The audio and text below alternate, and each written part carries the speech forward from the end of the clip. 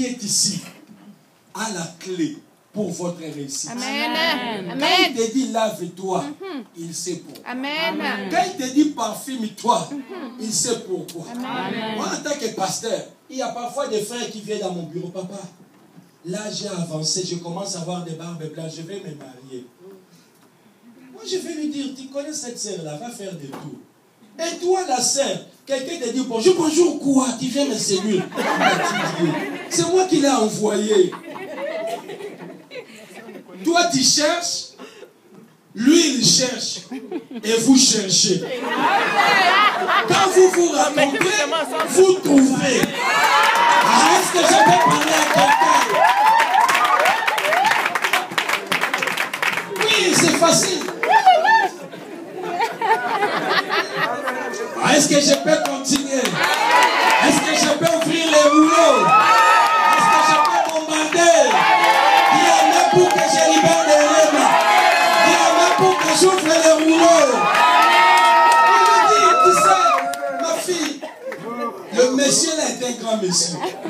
Mais les gens qui s'habillent comme toi, le monsieur risquera de te laisser à la maison. Change. Amen.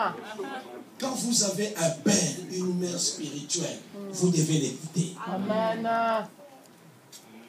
Amen. Naomi avait tout perdu. Elle-même disait, ne m'appelez plus Naomi, appelez-moi Mara. Mais cependant, la faveur encore pour faire entrer le jeune dans leur destinée était sur sa vie. Bien-aimé, ne considère pas la réussite de mon ministère. Ne la mesure pas par des miracles, mais mesure-la par la faveur qui est dans ma vie. Amen. Amen. Amen. La grâce qui est dans ma vie. Aujourd'hui, les gens quittent ici, quittent l'église parce qu'il n'y a pas de miracles et tout. Dieu n'a pas dit qu'il y a la joie au ciel quand il y a des miracles. Mais il y a la joie lorsque une âme s'est convertie. Amen. Le miracle est pour le païen. Amen. En fait, il croit que Dieu est Dieu. Amen. Mais pour nous, enfants de Dieu, un miracle doit devenir normal. Alléluia. Dieu, quand il fait un miracle, il ne s'étonne pas. Je ne sais pas si le Premier ministre, quand il achète BMW, il s'étonne. J'ai la BMW. Non, c'est normal pour lui. C'est normal pour lui. Et nous, en tant que le prince, des princesses, des fils et des filles de destinée, je ne peux même pas rendre un témoignage d'un costume. Ça, c'est quel type de ministère, ça? Mon grand témoignage, lorsque quelqu'un marche dans la crainte du Dieu et entre dans sa destinée. Ça, c'est le plus grand témoignage que je peux rendre. Alléluia. Mais aujourd'hui, les enfants de Dieu, le miracle devient spécial. Or, un enfant de Dieu, sa vie est un miracle, marcher est un miracle, parce que Christ en toi, l'espérance de la gloire. Quand tu marches avec Jésus, c'est le miracle qui accompagneront. La Bible dit, voici les miracles qui accompagneront à ceux qui auront cru. C'est-à-dire, un miracle pour moi ne m'étonne pas. C'est ce qui doit arriver parce que je marche avec Dieu. Amen. Et là maintenant, Ruth va écouter ses conseils. Va écouter les conseils de son mentor, de son pasteur. Le pasteur qui avait tout perdu. Mais heureusement, il n'avait pas perdu son Dieu. Amen. Je dis toujours une chose. Le diable peut tout prendre. Mais il y a toujours quelque chose qu'il oubliera. Et à partir de ce qu'il oublie, que Dieu commençait à relever ta destinée. Alléluia. Le diable avait pris le mari, mais avait oublié de prendre Hérite. Vous savez, bien-aimés, je crois que Dieu va vous bénir. Avant d'arriver, c'est la première fois que ça m'arrive. Comme je devais prendre l'avion vers 7 heures, j'ai pris le train. Et dans le train, on m'a volé mon iPad, les Bibles, on m'a volé les choses qui étaient là, dedans, même un diplôme de quelqu'un que je devais remettre ici, au Canada. On a tout pris. Mais heureusement, il n'a pas volé mon Dieu. Amen. Que j'ai. Et ce Dieu-là, que j'ai, c'est ce Dieu-là qui vous parle. Amen. Bien aimé dans le Seigneur, le diable oubliera toujours quelque chose. Amen. qu'il avait omis de prendre également Ruth, il a commis l'erreur. Dis à celui qui est à tes côtés, le diable a commis l'erreur de te laisser en vie. Le diable a commis l'erreur de te laisser en vie parce que quelque chose naîtra à partir de maintenant. Je crois, je reçois. Oh, quelqu'un ne m'a pas cru. Quelqu'un ne m'a pas cru. Quelqu'un ne m'a pas cru. Vous savez, le diable a commis l'erreur. Pendant que j'étais là, assis dans le train, je mis le sac en haut. L'Esprit de Dieu m'a dit, prends le sac, prends le passeport qui est dans ce sac. Prends ta montre qui est dans le sac. C'est deux choses. J'ai pris le passeport, je l'ai mis dans la poche.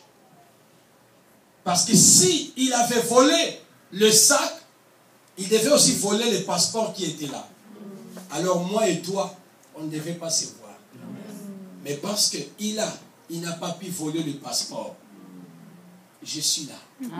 Hop, je suis là. Je vais lui faire du mal. Non, je vais lui faire du mal. Je vais me venger. Je vais me venger ce week-end. Depuis que moi et lui, on se bat, je pense qu'aujourd'hui, je vais lui donner être comme ça. Alléluia. Vous êtes le privilégié. Vous êtes le privilégié. Vous serez libéré. Vous entrerez dans votre destinée. Le Dieu que je prêche ne ment point. Va vous visiter. Mais maintenant, cette femme qui était isolée, on commencera maintenant à s'intéresser à elle. Bien-aimés, regardez la personne qui était derrière. On ne s'intéressait même pas à elle. Maintenant, on commence à s'intéresser à elle. Écoutez ce que Boaz a dit. Quand cette fille vient, il ne faut pas qu'elle mange avec tout le monde.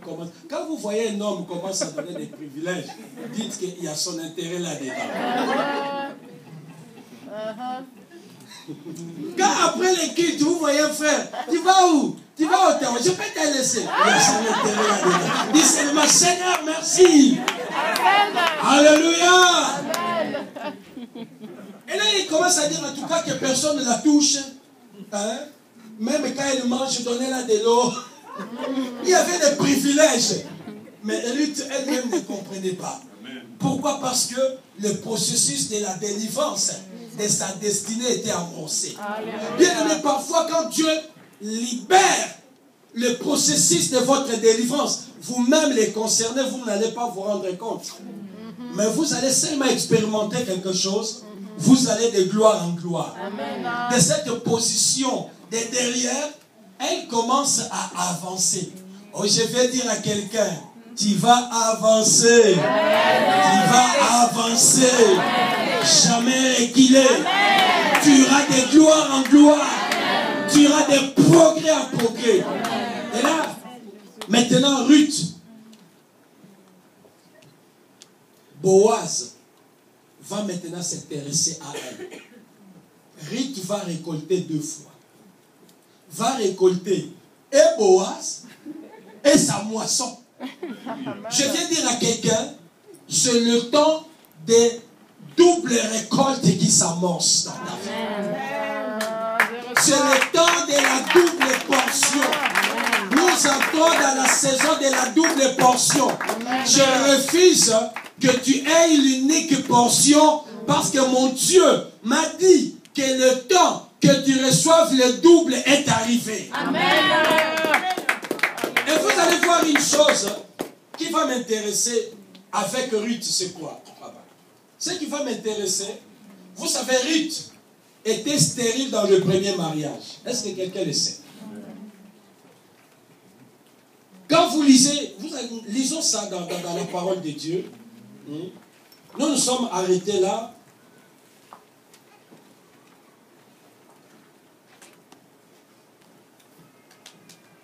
Ruth chapitre 1, à partir du verset 3. Machlon et Kilion mourirent aussitôt les deux, et Naomi resta privée de ses deux fils et de son mari. En lisant la Bible, nous nous rendons compte d'une chose, que Ruth était dans un mariage, elle a fait 10 ans. 10 ans dans un mariage sans concevoir, sans cracher. Elle était stérile. Vous savez, il y a des terrains, même la bénédiction refuse de s'approcher de toi. Mais maintenant, regardez dans le livre de Ruth au chapitre 4, nous allons nous rendre compte de quelque chose, verset 13. Ruth chapitre 4, verset 13. La Bible nous dit ceci.